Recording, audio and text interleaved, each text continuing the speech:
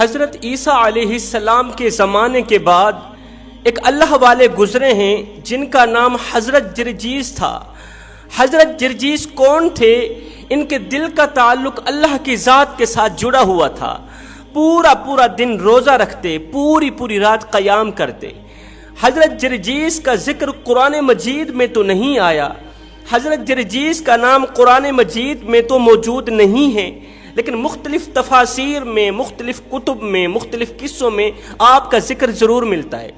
حضرت جرجیس کون تھے؟ حضرت جرجیس مختلف بادشاہوں کے پاس جاتے، اس دور کے مختلف امراء کے پاس جاتے، جا کر اللہ کا پیغام دیتے، اللہ کی طرف لانے کی کوشش کرتے۔ آپ کا یہ عمل اس دور کے امیروں کو اچھا نہیں لگتا تھا، اس دور کے بادشاہوں کو اچھا نہیں لگتا تھا۔ اس دور کے بادشاہ ایک دوسرے سے مشاورت کرنے لگے کہ حضرت جرجیس لوگوں کو ورغلانے کی کوشش کر رہا ہے، یہ کہتا ہے وحدہ لا شریک، خدا کو مانو۔ بھلا اس کو ہم کیسے مانیں جس کو ہم نے دیکھا ہی نہیں؟ اس رب کو کیسے مان سکتے ہیں جس کو ہم نے اپنی آنکھوں سے نہیں دیکھا؟ حضرت عیسیٰ علیہ السلام بھی یہی کوششیں کرتے کرتے چلے گئے۔ اب یہ آ گیا ہے ہمیں ورغلانے کے لیے۔ اب اس دور کے بادشاہوں نے حضرت جرجیس کو مارنے کی کوشش کی۔ کسی نے کہا کہ اس کو زہر دے دی جائے، کسی نے کہا کہ اسے آرے سے چیر دیا جائے، کسی نے کہا اسے دریائے دجلہ میں پھینک دیا جائے، کسی نے کچھ کہا، کسی نے کچھ کہا، کسی نے کہا اسے دردناک عذاب میں مبتلا کیا جائے۔ حضرت جرجیس اللہ کا پیغام لے کر ایک مالدار شخص کے پاس گئے۔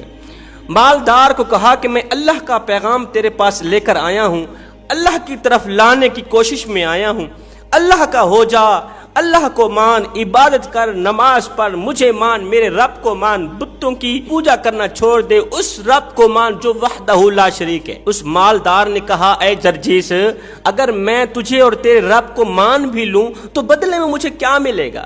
حضرت جرجیس نے کہا بدلے میں تجھے جنت ملے گی، اللہ نے تیرے لیے خوبصورت جنت سجا رکھی، اللہ نے اپنے نیک بندوں کے لیے خوبصورت جنت سجا رکھی۔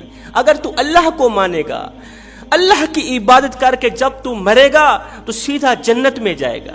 جنت میں خوبصورت شہزادیاں، خوبصورت حورین تیری منتظر رہیں گی، تیری انتظار کر رہی ہوں گی۔ اس مالدار شخص نے کہا کہ حضرت عیسیٰ بھی یہی کوشش کرتے کرتے اس دنیا سے چلے گئے، اب تو آ گیا ہے لوگوں کو ورغلانے کے لیے۔ اے جرجیس، میری ایک شرط ہے، وہ شرط تو پوری کر، میں تیرے رب پہ ایمان لے آؤں گا۔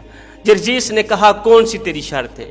اس مالدار شخص نے کہا میری شرط یہ ہے کہ میری ایک محبوبہ تھی، ایک خوبصورت لڑکی تھی جسے میں بہت پیار کرتا تھا، اس کا حسن میرے دل میں سما گیا، جب میں اسے دیکھتا تھا میری جان میں جان آ جاتی تھی۔ خدا نے اسے بڑے ہی حسن سے نواز رکھا تھا، میں نے کافی کوشش کی اسے حاصل کرنے کی، لیکن میرے حاصل کرنے سے پہلے ہی وہ اس دنیا فانی سے رخصت ہو گئی، وہ چل بسی، مر گئی، فوت ہو گئی۔ اب میں تجھے اس کی قبر پہ لے چلتا ہوں۔ اے جرجیس، میں تجھے اپنی محبوبہ کی قبر پر لے چلتا ہوں، اگر تو اسے زندہ صحیح سلامت قبر سے باہر نکال دے، تو اسے زندہ صحیح سلامت قبر سے باہر بھی نکال دے اور میں اس سے شادی بھی کروں، اس کے بعد جو تو کہے گا میں ویسا ہی کروں گا، تیرے رب پر ایمان لے آؤں گا، تیری زبان پر اعتماد کروں گا۔ حضرت جرجیس نے کہا مجھے تیری شرط قبول ہے، آؤ چلتے ہیں قبرستان۔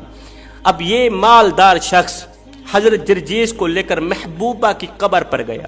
ایک قبر کے سرہانے کھڑے ہو کے اس نے اشارہ کیا، یہ ہے وہ کوٹھڑی جس کے اندر میری محبوبہ سوئی ہوئی ہے، جس کوٹھڑی کے اندر میری محبوبہ سوئی ہوئی ہے، اگر تو میری محبوبہ کو زندہ صحیح سلامت باہر نکال دے تو میں کلمہ پڑھ کر تیرے رب کو مانوں گا، تیری غلامی میں آ جاؤں گا۔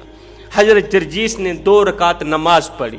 2 رکعت نماز پڑھنے کے بعد دونوں ہاتھ اٹھائے، عرض کی او میرے مالک، یہ جو کچھ کر رہا ہوں تیری وحدانیت کے لیے کر رہا ہوں، جو کچھ کر رہا ہوں تیرے دین کے لیے کر رہا ہوں، تجھے منوانے کے لیے کر رہا ہوں، تو میری مدد فرما، اس امتحان میں مجھے کامیاب کر، نہیں تو لوگ مجھے جھوٹا کہیں گے، جب میں جھوٹا ثابت ہو جاؤں گا پھر لوگ مجھے زہر دیں گے۔ مختلف بادشاہوں نے مشورے کر رکھے ہیں، کوئی مجھے چیر کے رکھ دے گا، کوئی مجھے زہر دے دے گا، کوئی مجھے دریائے دجلہ میں پھینک دے گا، کوئی مجھے کتوں کے آگے ڈال دے گا، مالک پھر دنیا میں تیرا نام لینے والا کوئی نہیں ہوگا۔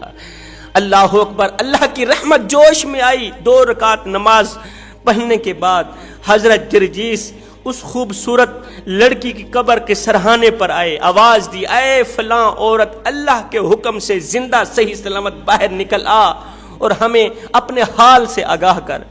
اے فلاں لڑکی، قبر سے زندہ صحیح سلامت باہر نکل آ اور ہمیں اپنے حال سے آگاہ کر، قبر کے اندر تیرے ساتھ کیسی گزر رہی ہے۔ اللہ کے نیک بندے کے منہ سے یہ جملہ نکلا ہی تھا، یہ دعا نکلی ہی تھی، ایک دم قبر پھٹی، اندر سے خوبصورت لڑکی اپنے جسم سے بالوں سے مٹی جھاڑتی ہوئی کھڑی ہوئی۔ جیسے ہی وہ قبر سے باہر نکلی، اس کی زبان پر یہی تھا، خیال کرنا کہیں کوئی دیکھ نہ لے۔ حضرت جرجیس نے اس لڑکی کو دیکھا، دیکھ کر حیران رہ گئے کہ اس کی نشیلی آنکھوں کو قبر کے کیڑے کھا رہے ہیں، اس کی زبان کو قبر کے مکوڑے کھا رہے ہیں، اس کے ہونٹوں کو قبر کے سانپ کھا رہے ہیں، بچھو کھا رہے ہیں، لیکن اس لڑکی کی زبان پر ہے، خیال کرنا کہیں کوئی دیکھ نہ لے۔ حضرت جرجیس نے پوچھا، اے لڑکی بتا تو صحیح، ابھی تو قبر سے نکلی نہیں ہے، تیری زبان پر یہ جملہ ہے، خیال کرنا کہیں کوئی دیکھ نہ لے، اس کی کہانی کیا ہے؟ اس لڑکی نے کہا، اے بندہ خدا، تو نے مجھے دوسری بار موت کی شدت سہنے پر مجبور کیا۔ اس کی کہانی یہ ہے کہ میں نے اپنی زندگی بڑی ہی غفلت میں گزاری، اللہ نے مجھے بڑے ہی حسن سے نواز رکھا تھا، لوگ میرے حسن کی تعریف کیا کرتے تھے، ہزاروں نوجوان میرے حسن پر مر مٹنے کے لیے تیار تھے، لیکن میں گنہگار تھی، بدکار تھی، سیاہکار تھی، بدبخت ترین لڑکیوں میں سے تھی۔ حضرت عیسیٰ علیہ السلام چل کر میرے گھر میں آئے، کلمہ پڑھ لے، میری غلامی میں آ جا۔ میں نے کہا نہیں، تو جھوٹا ہے، تیرا رب بھی جھوٹا ہے۔ میں نے سیدنا عیسیٰ کو جھٹلا دیا، میں گناہوں میں مبتلا رہی، غفلت کی زندگی گزارتی رہی۔ حضرت جرجیس نے پوچھا، تو نے زندگی میں کون سے ایسے گناہ کیے کہ آج تجھے اتنا بڑا عذاب دیا جا رہا ہے؟ تیری نشیلی آنکھوں کو قبر کے کیڑے کھا رہے ہیں، تیرے خوبصورت ہونٹوں کو سانپ کھا رہے ہیں، تیری زبان کو بچھو کھا رہے ہیں، آخر تو نے دنیا میں کون سے ایسے گناہ کیے؟ اس لڑکی نے کہا، میں دن میں ایک بار نہیں 4 مرتبہ مختلف لوگوں سے گناہ کیا کرتی تھی، زنا کرواتی تھی، گناہ کرواتی تھی۔ میں وہ عورت ہوں جن کا شمار زانیہ عورتوں میں سے ہوتا ہے، اور یہ جو جملہ میری زبان پہ بار بار آتا ہے، خیال کرنا کہیں کوئی دیکھ نہ لے، ایک دن میں کسی نوجوان لڑکے سے گناہ کروا ہی رہی تھی، دونوں غیر محرم ایک دوسرے سے زنا کر رہے تھے، میری زبان پر تھا، خیال کرنا کہیں کوئی دیکھ نہ لے، خیال کرنا کہیں کوئی دیکھ نہ لے۔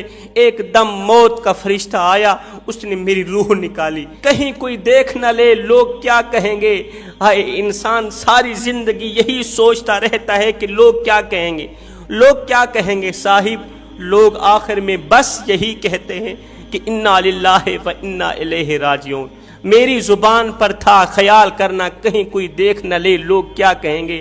میری روح نکل گئی، موت نے مجھے اپنی دبوچ میں لیا، قبر کی اندھیری کوٹھری میں جا سلایا۔ اب جب قیامت کے دن میں اٹھوں گی تو میری زبان پر یہی ہوگا، خیال کرنا کہیں کوئی دیکھ نہ لے، خیال کرنا کہیں کوئی دیکھ نہ لے۔ حضرت جرجیس نے کہا، اے لڑکی، یہ جو نوجوان ہے تیرے ساتھ بہت ہی پیار کرتا ہے، محبت کرتا ہے، یہ تجھ سے شادی کرنا چاہتا ہے، یہ نوجوان تجھ سے شادی کرنا چاہتا ہے، یہ نوجوان تجھ سے پیار کرتا ہے، عشق کرتا ہے۔